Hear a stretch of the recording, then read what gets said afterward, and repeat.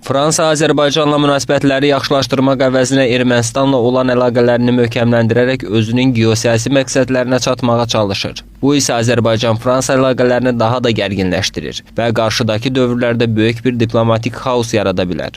Azərbaycan-Fransa hökumətini regionda sülhə xidmət etməyən siyasətinə son qoymağa çağırır və Fransanın bu cür davranışlarını beynəlxalq hüquqa zidd olduğunu vurğulayır. Bu vəziyyətin davam etməsi yalnız Cənubi Qafqazın deyil, bütövlükdə Avropa və beynəlxalq aləmin təhlükəsizliyini təhdid edir. APA mövzunu Türkiyənin Azərbaycandakı sabiq səfiri, İmza Sosial İnkişafa Dəstək İctimai Birliyinin Türkiyə təmsilçisi Hulusi Kılıçla müzakirə edib. Sabiq səfir bildirib ki, 44 günlük Vətən müharibəsi zamanı və ondan sonraki mərhələdə aydın şəkildə gördük ki, Fransa Milli Assambleyası və Senatı tərəfindən qəbul edilən qərarlar tam şəkildə erməni diasporasının sifarişi ilə hazırlanıb. Bu, Fransa dövlətinin Azərbaycana qarşı nə dərəcədə qərəzli və düşmən münasibət göstərdiyini bir daha ortaya qoydu. Əgər Fransa həqiqətən də Ermənistana bu qədər bağlıdırsa, qoy Marsel şəhərini Ermənistan elan etsin. Çünki orada kifayət qədər erməni yaşayır.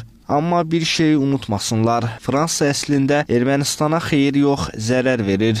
Onu uçuruma aparır. Fransa və ümumiyyətlə uzaqdan bu bölgəyə müdaxilə etmək istəyən ölkələr bilməlidirlər ki, Cənubi Qafqaz dövlətləri öz aralarındakı problemləri dialoq yolu ilə həll etmək gücündədir. Sabiq səfir onu da qeyd etdi ki, Fransa Ermənistana hücum xarakterli ölümcül silahlar verir. Onu yeni müharibəyə sürükləyir.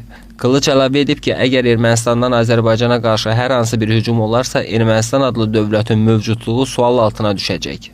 Bu reallıqdır və hamı bunu bilməlidir.